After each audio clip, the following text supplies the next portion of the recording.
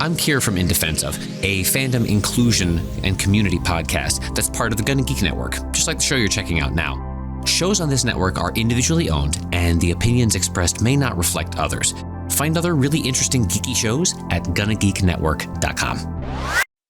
All right, so before we get started, I want to give a special shout out, SP. I thought about you this week lots.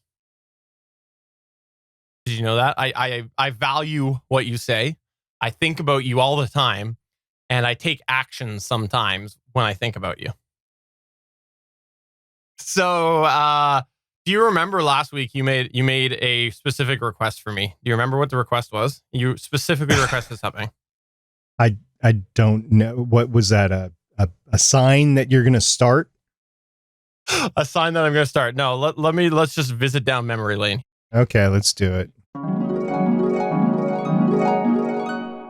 We're also happy to say that SP's here this week. Hey, SP! Hey, Steven, I'm just jazzing out to the intro music thinking we need a live band for this. We do. I think we do. I do have a live band. You didn't know that? Literally, they come in every single Monday. You need to set up a camera on them because I want to jam out with them. So, yeah, I absolutely set up a camera. So, do you want to see the live band? I'm afraid to see the live band because I don't believe you right now. All right, go ahead, hit it. This is the official GonnaGeek.com show. Each week, we run down the latest news and happenings in the world of geek. These are your hosts for the show, Steven, Chris, and SP.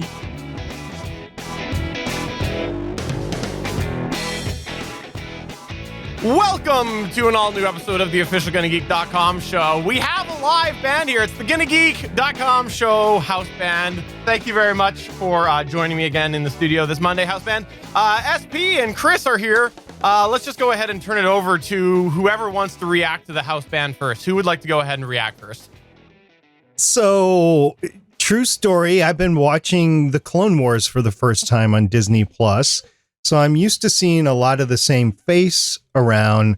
What I'm not used to seeing is a lot of rock band musical instruments. So I'm picturing Clone Wars with rock band instruments right now. It's the house rock band is what you had going there. I don't know. It looked like authentic musical instruments. For the audio listener, there was a very good-looking GonnaGeek.com show house band on screen there for this intro this time. It was a special intro. And if you want to check that out, you can head on over to GonnaGeek.com/32. Actually, GonnaGeek.com/show is probably the best. And look up episode 321, and you'll go ahead and see that there. Again, fantastic looking house band. I have to say, I struggled to keep my focus on the screen when I got them right beside me. It's hard sometimes. It was me 3 times. So we're going to go ahead, though, and get into the news. But before we do that, we should follow up on last week's tail show news point, tail end news point, which was the fact that they renamed the Harley Quinn movie, and it was a complete success. Apparently, just box office blew up. The rename seemed to work. It was a great weekend for the Birds of Prey movie, and I don't have a Birds of Prey shirt, but I did have a Suicide Squad shirt, so I made sure to wear that today as well, just in honor of saying renaming. Apparently, that's all it took to make that movie a success. They'll probably get an Academy Award right now. Meanwhile, the Sonic the Hedgehog movie made the most money out of any video game adaptation of all time for opening weekend. What world do we live in? Did you end up seeing it this weekend? I wanted to. I missed out because I was running some errands Friday after work, and by the time I got back in town, I'd missed the showing I wanted to see, and I didn't care enough to hang out for another hour and a half for the next showing. You know why he didn't see it? Why? Because he no longer has Movie Pass, because it no longer exists. But I have a Regal Movie Pass. Then I don't understand why you didn't stick around and see it. Because I had video games and other things to do instead of waiting until 2 for the next showing. I'll go on Friday.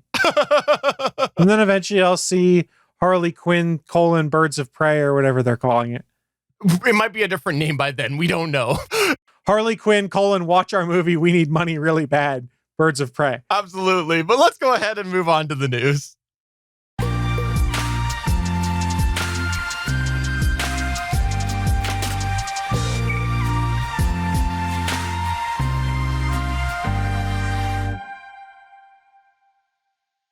Who is so excited for the first news point that we've got here, which it just feels so good to deliver this news point. This is one that it's been a long time coming, and there have been many, many, many of us who have been talking about this, but now there's numbers.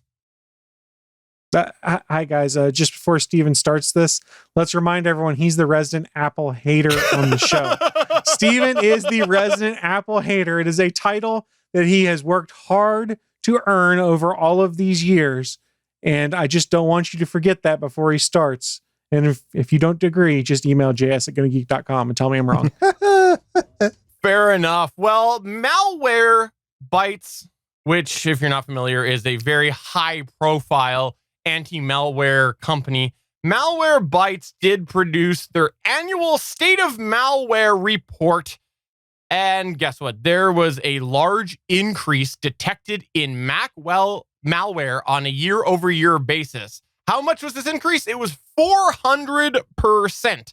When you tally up the threat detection, essentially the adware side of the malware beat the Windows side for total malware infections over the year. And this was I think this is the first time that they've actually had this number where Apple has beat out Windows in some form of malware. And this was specifically in the adware, or the quote borderline adware category, essentially unwanted programs that do produce this level of adware. And this was a big thing because, again, big increase, number one. Number two, finally beat Windows in this side of things. Now, the true dirty, the bad stuff is still going strong on the Windows side of things. But this was an area of malware that finally had Mac beat out Windows as far as total infections over the course of the year. Now, the reason I want to bring this, number one,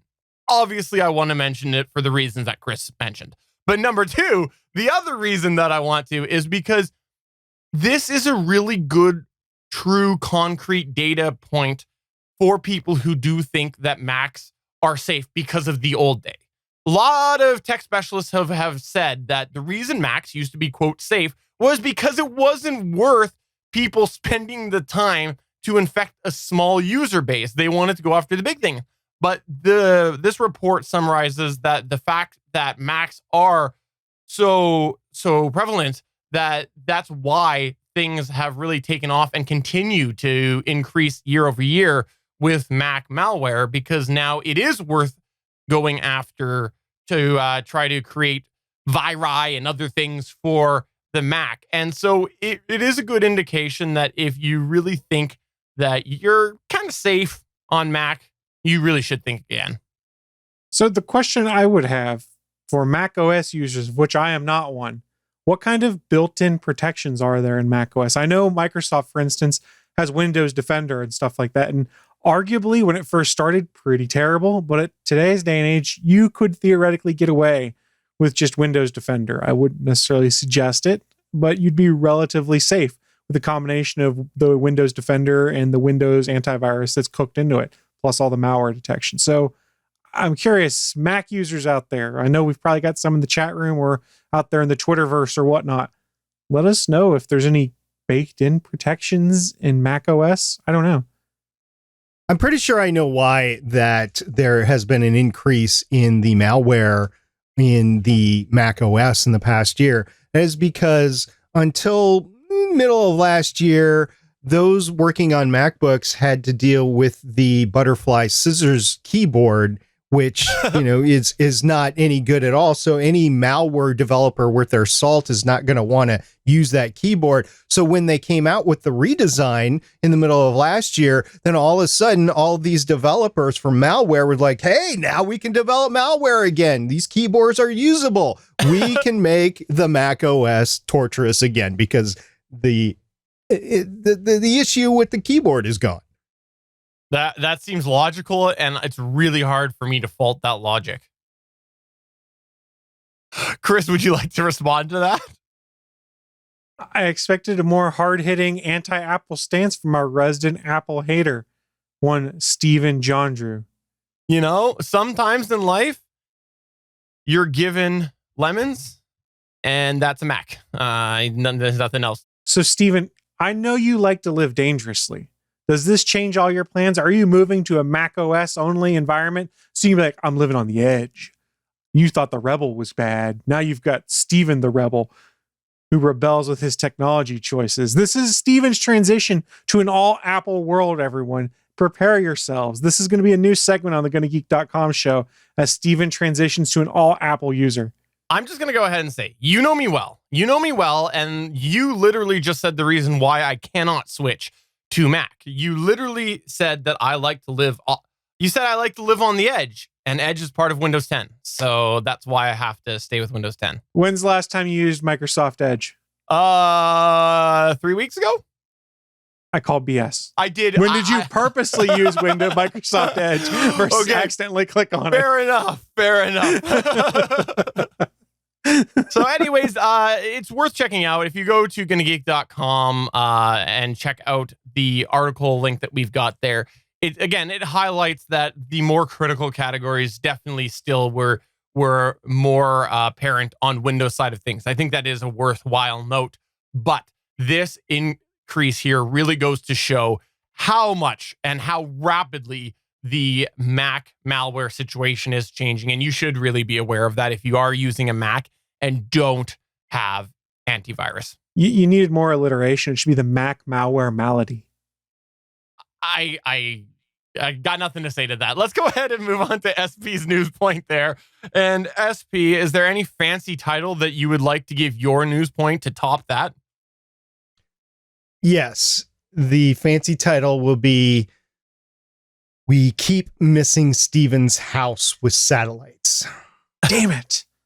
That's a disappointment, I think, to most of the world. I know. Especially Apple.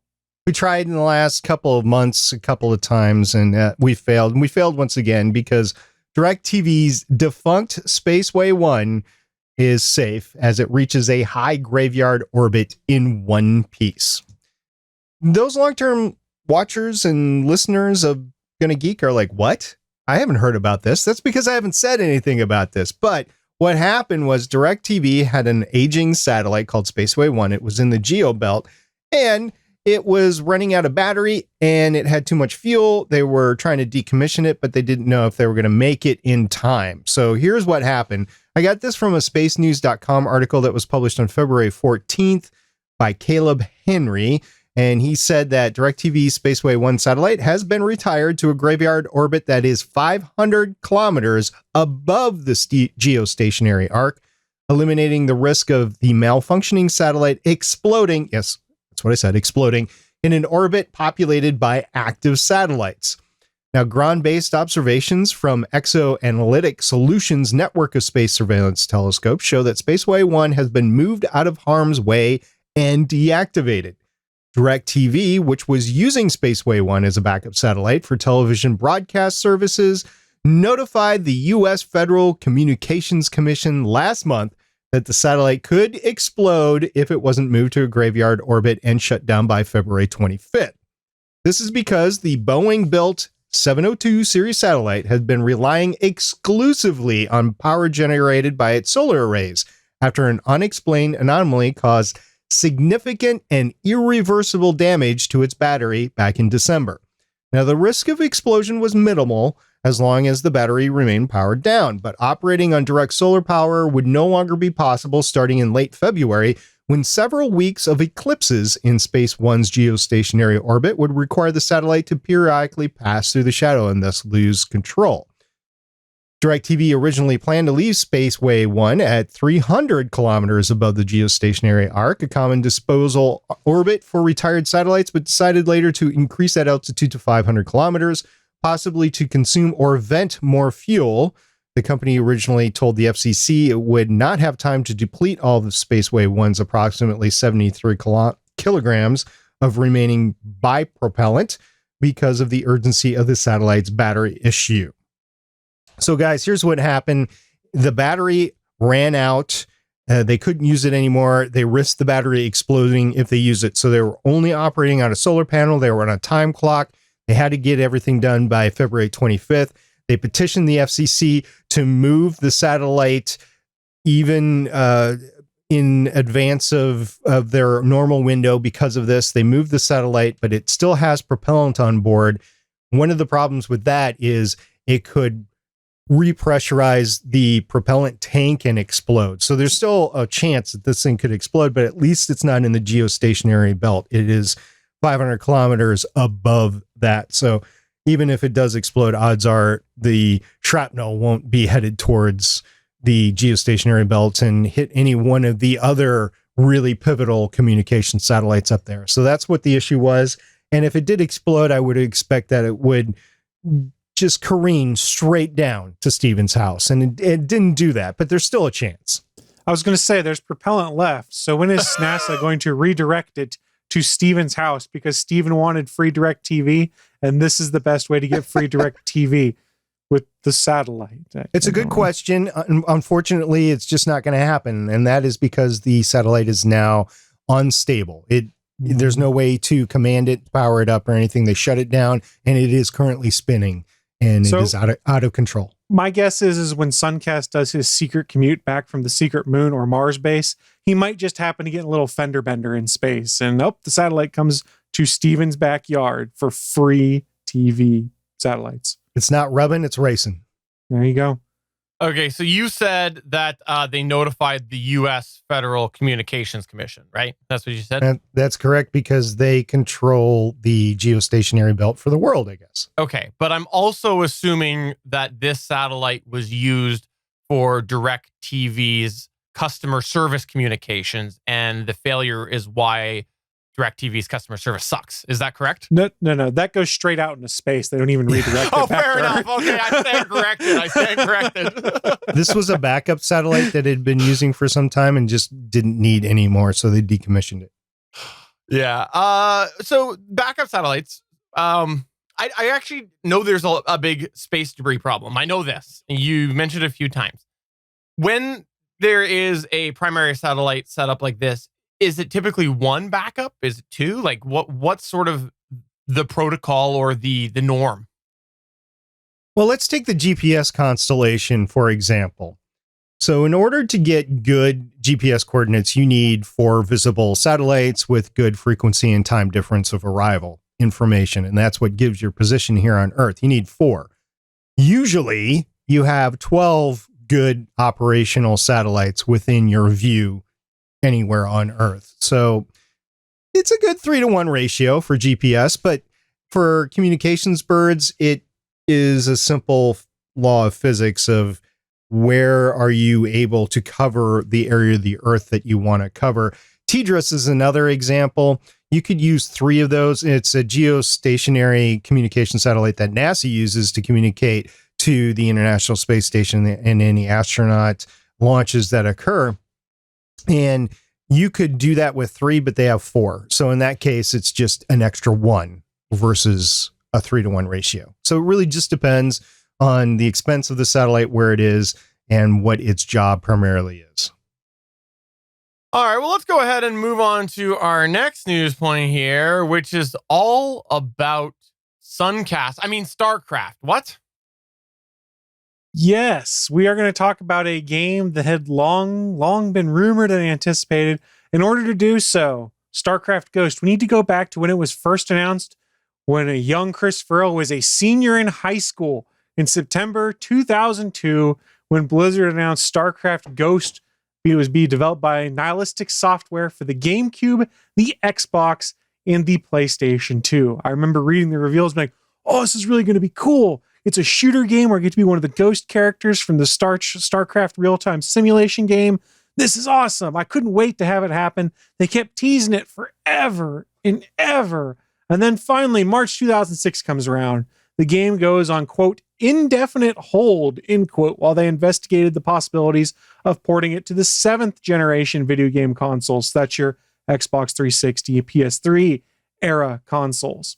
Subsequent public statements from the company stated that they weren't sure what was going on with it. And then finally, in 2014, they officially canceled StarCraft Ghost. So after 12 years of anticipation, the game was gone. We had no idea what was going to come of it. There had only been a few people that had a chance to play it, but it had been widely anticipated. In fact, it won Wired News' annual Vaporware Awards back in 2005. Why do I mention this? Because, guys, it's 2020, and we had new gameplay footage of StarCraft Ghost and screenshots that hit the internet this week. A game that was promised in 2002, that had tons of hype, that everyone wanted to play, that was then canceled in 2014.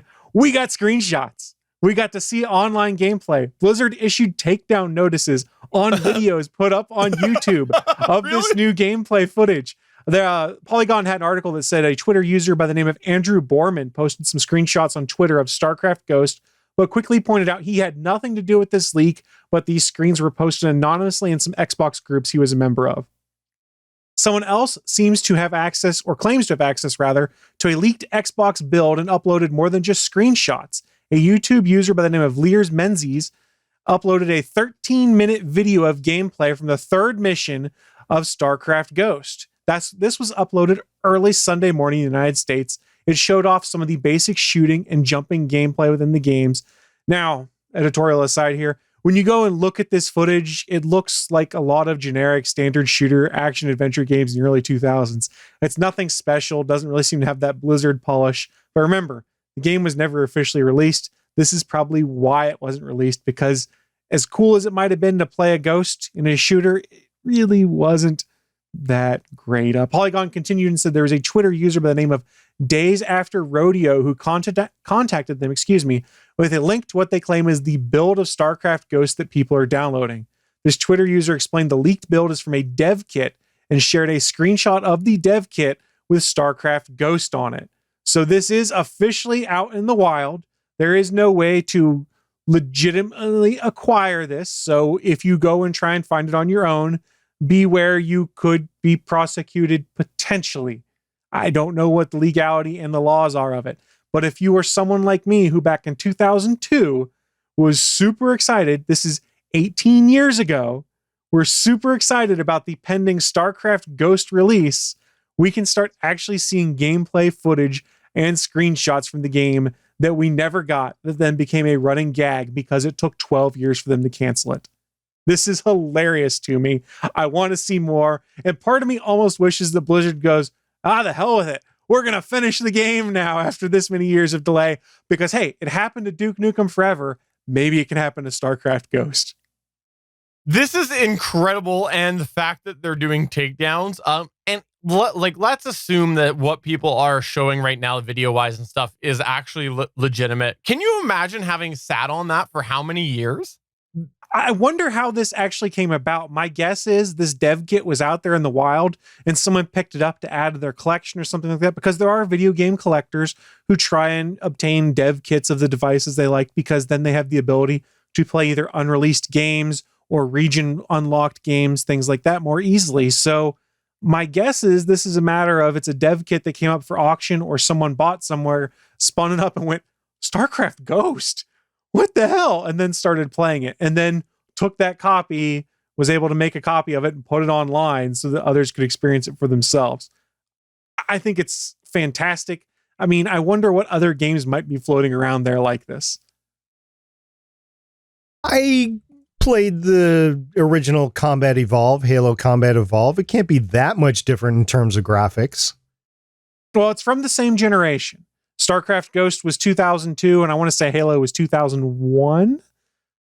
It was when it came out. I can't remember. It was a launch title for the Xbox. I want to say that was November 2001. Really? Because I thought it was late 2000s, because didn't they just do the 10th anniversary a couple of years ago? I don't know. We could double check that. But Halo was a launch title, and it was either 2000 or 2001, I think it came out, somewhere around there. So this was slated to be after that. And it was a it was a very surprising thing that Blizzard was saying, hey, we're going to make this game for consoles, because predominantly Blizzard games had been on PCs. They made a port of StarCraft 64 for the Nintendo 64, and I think they put Diablo out on the PlayStation, and they weren't very good. So when everyone heard, oh, Blizzard has licensed out some content to make a console game, everyone went, well, what? But everyone loves StarCraft. So there was a lot of buzz and excitement for it. And I'm just tickled by the fact that a game I never thought I'd see anything of, 18 years later, I'm finally seeing. And it just, honestly, it takes me back to being a senior in high school with my buddies talking about, oh my God, did you see this new StarCraft game? Can I just say that there's probably a whole generation of gamers out there that are going to see the headline StarCraft and go, oh, what a Minecraft ripoff. What do you want to bet? Well, I mean, with StarCraft 2 having come out in recent years, that is possible, but less likely, I suppose. And I might have spoken out of turn. The video that was taken down, it says it was removed by the user. So maybe it wasn't Blizzard that got it. I don't know. Well, I can't wait to see what else comes from this, because this has the writing all on the wall that there's going to be more to come and more leaks and more behind the scenes information. Well, I mean, we do have the glitchy dev build out there, so who knows what'll come out of that. Fair enough. Before we move on to our featured segment, I just wanted to quickly note on something that you should definitely tweet Chris Farrell about, because I know he wants to talk about this. And it's the fact that the Galaxy Z Flip durability test is questionable. Chris, you found an interesting article, didn't you?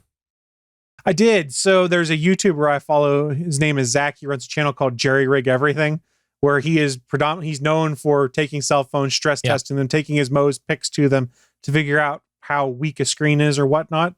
So he took his Mo's pics to the Galaxy Z Flip screen, which has been quoted to have some kind of ultra thin glass in it. And it scratched just as easily and at the same level as the Moto Razr that has an all plastic screen. So there's a lot of controversy going on to say, hey, Samsung, what the hell does it mean that this is an ultra thin glass display when it scratches just as easily as the Motorola Razr plastic display? So we'll probably see more coming soon. But yeah, the screen is fragile on a foldable phone. Go figure. Yeah, these foldable phones. It's going to be interesting to follow, especially when they're all abandoned with the display soon, because I don't know. I struggle to see this succeeding with the whole glass thing. We've had problem left, right, and center with all of them. We know it succeeds because Kirk in the original series uses a flip communicator, so you know it works. But we already had that in the original Motorola Razr. That's true. There was no display. I assume that in the original series they just didn't show us, but it was an actual display that flipped open. I'm confident that it exists. What was it? Star Trek 4 or 5, whichever one they come back in time. Scotty did give them the formula for transparent aluminum, so I just want to know, where's my transparent aluminum display on my cell phone? Guys? Transparent aluminum exists now, by the way. Where is my transparent aluminum display? And I heard you're going to tell us all about that in SP Space Symposium.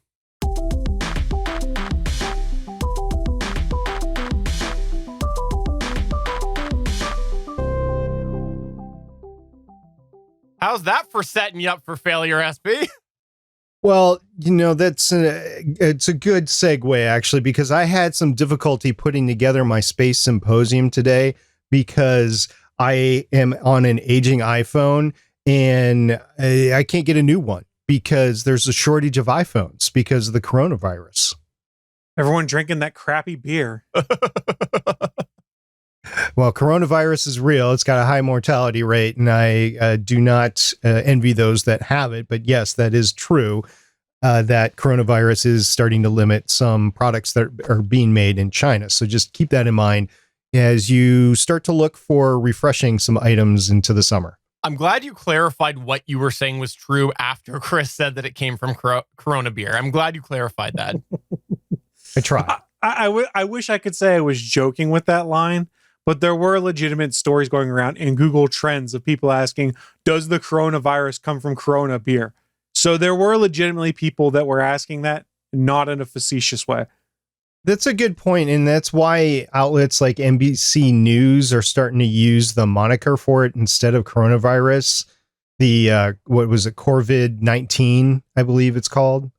So yeah, it's a mistake that people can make. Anyway, for the first time in almost a year, I have an SP Space Symposium, and I kind of wish I had waited one Space Symposium to take the year off because that would have been more representative of what I'm going to cover. Because after this, it's like a 3-year break in space development before I cover another mission. But what we're going to be covering today is a Soviet mission that flew in 1967. It was part of the Verena series. It was Verena 4, and it was the first spacecraft to enter another planet's atmosphere.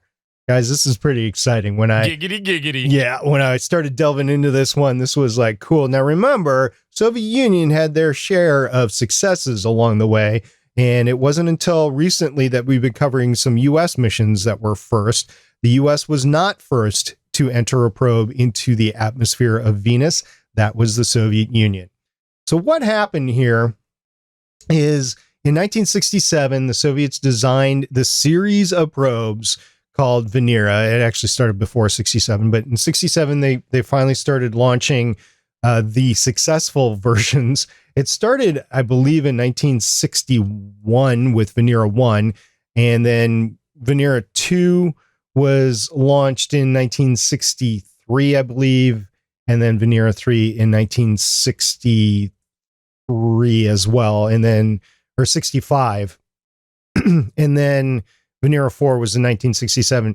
Verena 1 was not successful. Imagine that. It ceased operations before it got to Venus.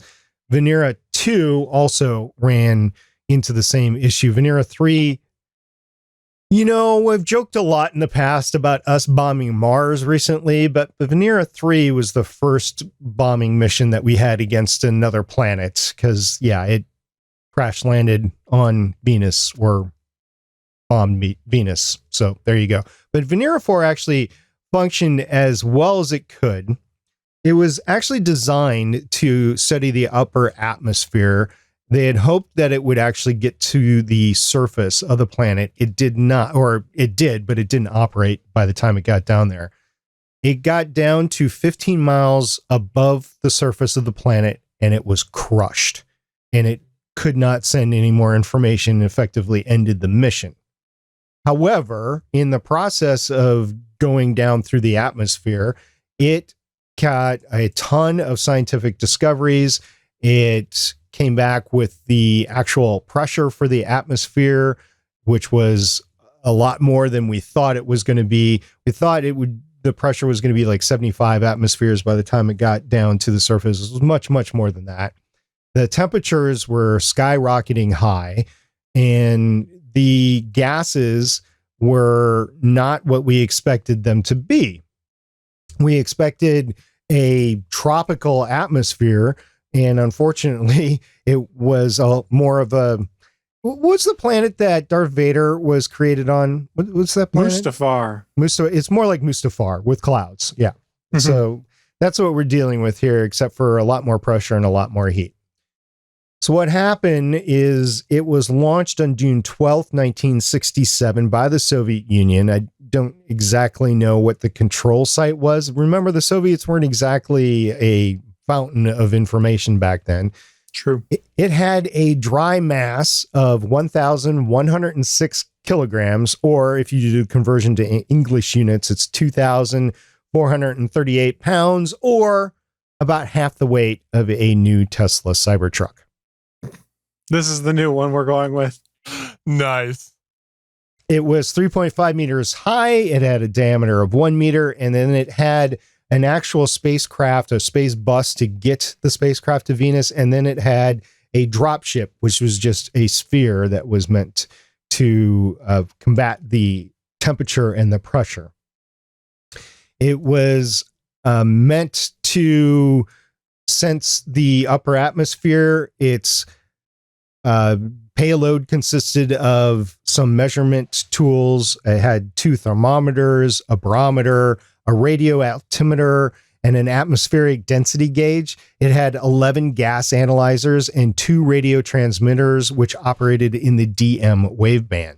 Now, the main bus, which carried the spacecraft over and had a scientific mission up until the time that the capsule dropped, had a magnetometer, cosmic ray detectors, hydrogen and oxygen indicators, and a charged particle trap. So it was sensing the cosmic rays on the way over. And also we were able to determine that the magnetic field of Venus is 1/1000th that of Earth.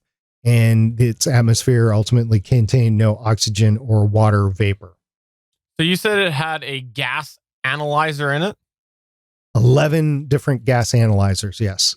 Think in terms of the spectrometers that you used in high school chemistry. I was just thinking I could really use one of those because I put a multi-purpose sensor in my bathroom. And so like for humidity, it'll automatically turn on the bathroom fan and there's a light sensor. But the problem is when someone comes in to use it, there's no automation for when it's stink fan. So I need a gas analyzer. Why don't you just put an automated switch for when they come in that the fan automatically goes on?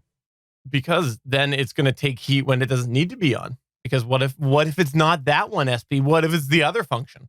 Always use the fan when you go into a family bathroom. Yes, please. Fair enough.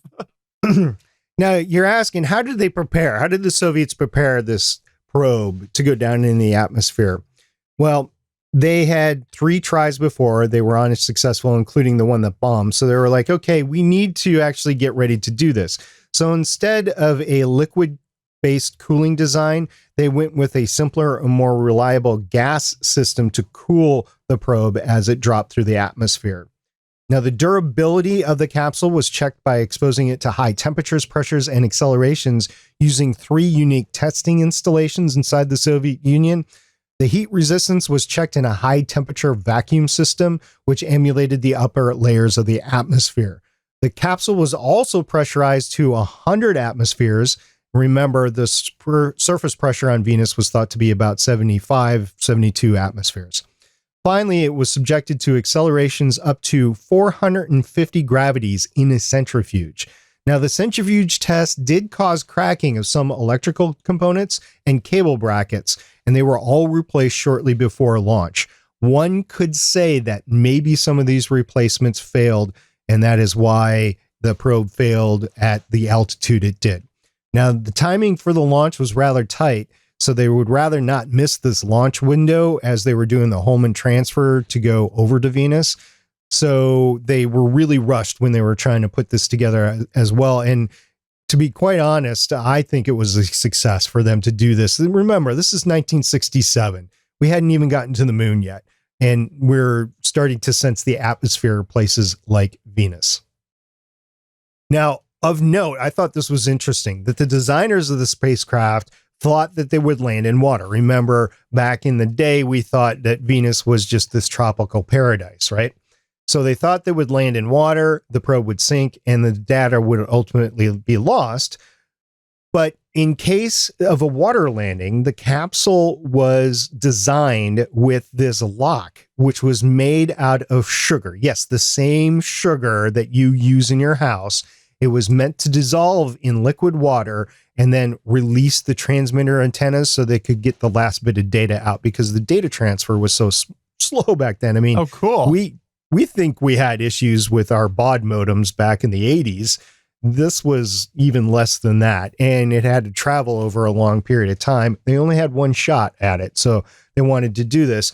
So it was a little bit misguided. There's no water on the surface of Venus, and I'm pretty sure that the pressure and temperature pretty much toasted that sugar lock, and the antennas probably deployed way before it was destroyed. Can you imagine being the people that thought of that and they put all of this engineering into that locking mechanism, and then they get the data and they're like, whoops. Oopsie. They got to take a lot of sugar test things home, though. Yeah. Hey, kids, lick this. Yeah. So the parachute was designed so it could resist temperatures up to 450 degrees Celsius. I think it would have failed before it got to the surface. And the capsule also had a rechargeable battery that was sufficient for 100 minutes worth of measurements in transmitter systems, but to avoid it being discharged, it was actually recharged in orbit as it was going in orbit around the sun, the heliocentric orbit, as it was going in between Earth and Venus. Now, the probe activated for about 94 minutes. So in another 6 minutes, it would have been at the limit of the battery anyway. But I think that is kind of a success. It worked for 94 minutes out of the 100. Usually they over-design it, so it would have probably worked for a little bit more had it not been crushed to death. So the probe lasted a total of 94 minutes in the atmosphere, but it lasted 128 days from launch to when it was crushed in the Venusian atmosphere, which, by the way, was October 18th, 1967. So this was our first attempt at actually receiving data from another planet in the atmosphere, guys. This is pretty exciting stuff. So which soundstage did they do this all on? Because we've never sent anything to actually space. Your Rock Band soundstage.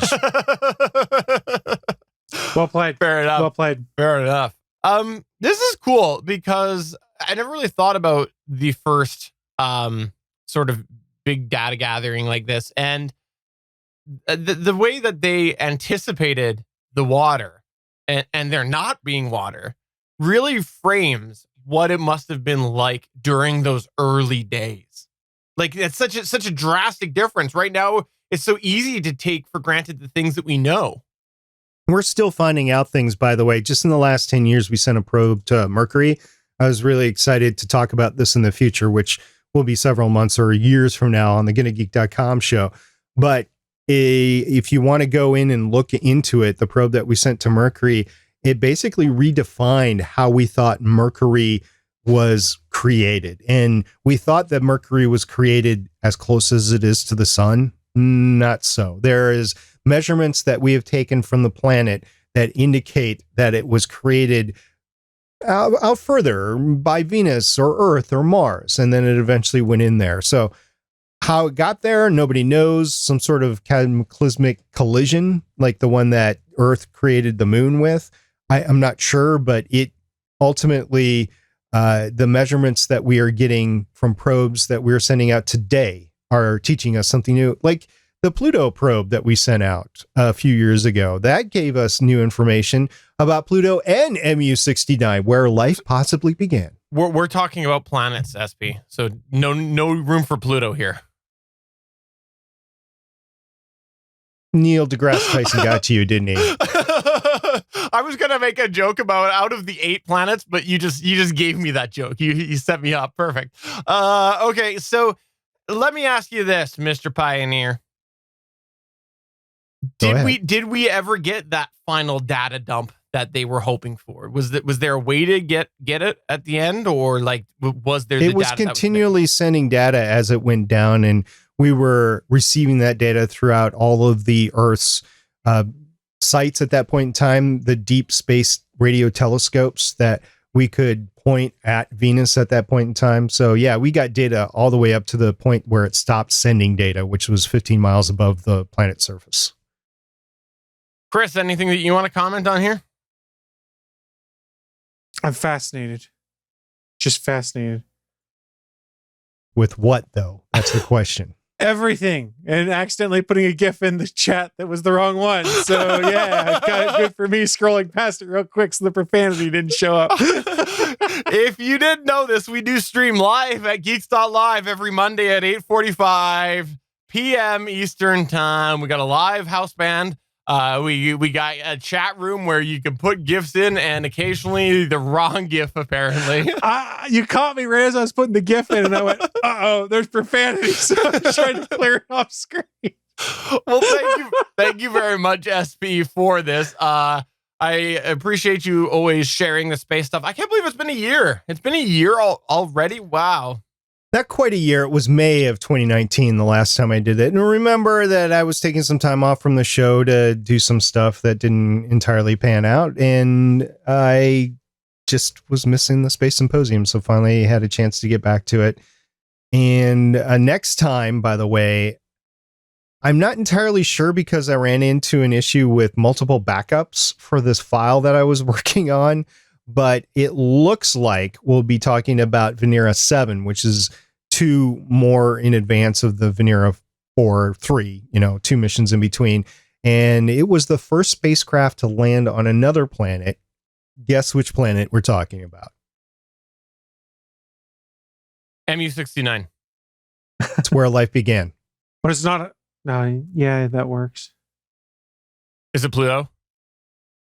It's Venus, guys. Venus. It's Venus. So when do we get to the razor talk? Because I always assumed that they found the Venus razors in space. That's why they're named Venus. I don't know what you're talking about. Somebody does. And I also know there's a gift too for the razors as well. Well, thank you very much, SP, for that. I do sincerely appreciate that. Before we go, just take a moment to catch everybody up on what we're all up to, what we're all doing. I'll actually kick it off this time. SP and I do the Better Podcasting podcast. We like to do that.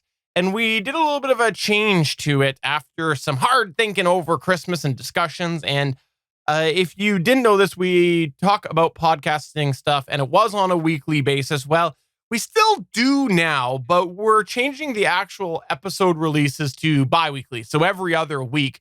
And we stream that live, and it's now moved to Tuesdays at 8 p.m. Eastern. It used to be on Wednesdays.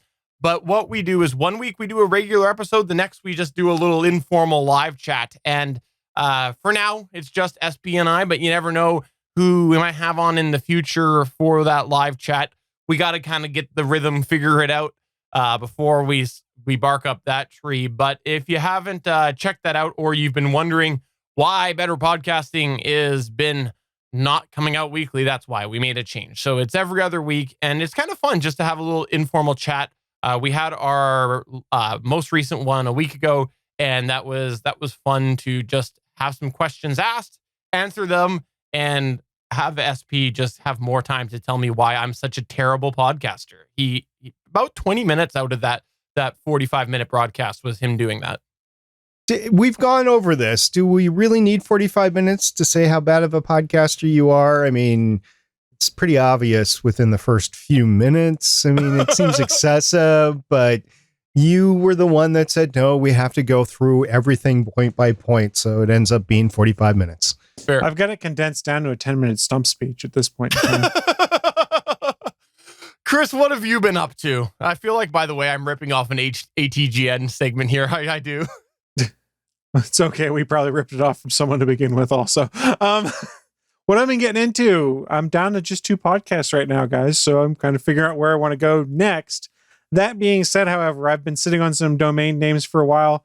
So if you have if you want to do a podcast about the Orville or Star Wars, I will happily just transfer over a couple domain names to folks. I've got orvillecast.com and I think Visions of the Force that where I had plucked for both for different possible projects. I'm not going to do them. I don't want to delve into the Star Wars fandom because it sucks right now. And I'm glad people can do it right now. That's not something I want to be into. And I don't know that I want to do more TV-based podcasting. I enjoyed the Starling Tribune, but I've mentioned before when it came to The Walking Dead and even to Arrow to a lesser extent, it became a chore to have to watch sometimes. And I don't want to do that for shows I like. So if you guys, anyone listening to this wants to pick up a show on those things, I will gladly just transfer over the domain names so that somebody can do something with them instead of my just sitting on them for a while. That is definitely a hard thing to do. Keep continuing powering through TV shows when you're doing a podcast as well, because not only do you not have the ability to do some tactics that you might usually for a show that you're not feeling, like stack them up and things like that, but you also have to revisit it and talk about it. It's tough. And yeah, The Walking Dead, not fun. I just need to clean out some of those things. I've had good idea fairy projects I might want to touch on at some point in time. I know those are two franchises that, while I might enjoy at first, I don't think would be sustainable for me long term. So, hey, if it's something you guys want, just hit me up on Twitter, Facebook, whatever. I'll happily transfer them so that someone gets some use out of them. And SP, is there anything that you would like to talk about? Yeah, there is, Stephen, the big announcement that you and I were talking about before. So since the Starling Tribune ended, I was contacted by the CW, and they had been missing the Starling Tribune so much. They threw tons of money at me and wanted me to co-host a show with David Ramsey, Speedweed, and James Bamford. So we're going to go ahead and do that starting in a couple weeks here, and it's going to be fun. We're going to revisit Starling Tribune from the creators' side of things. Nice. Have fun. I would love to say that that's real, but I feel like it's not. You don't know. Prove it. Prove it.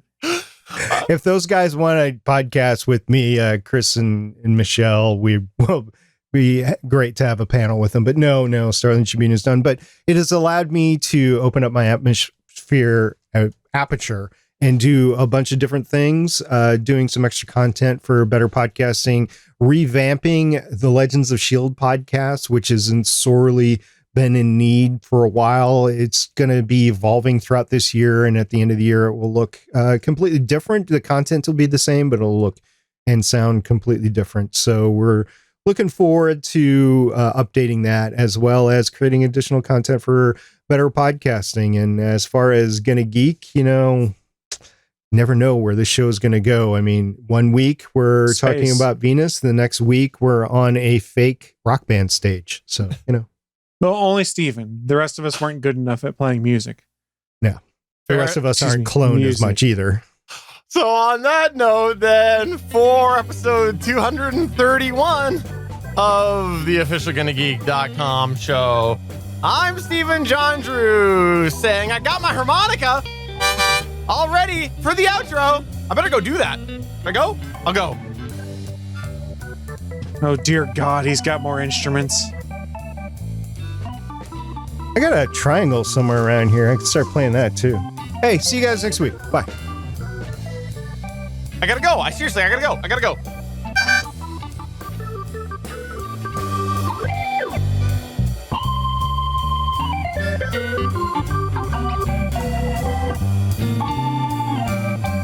Thanks for checking out another episode of the official GonnaGeek.com show. If you like the show, please give us a 5-star review in Apple Podcasts or a thumbs up on YouTube. You can always join us for our live recording sessions, which stream Mondays at 8:45 p.m. Eastern at www.geeks.live.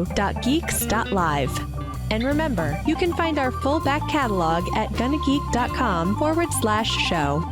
If you're itching for more geeky content, check out other shows on GonnaGeekNetwork.com.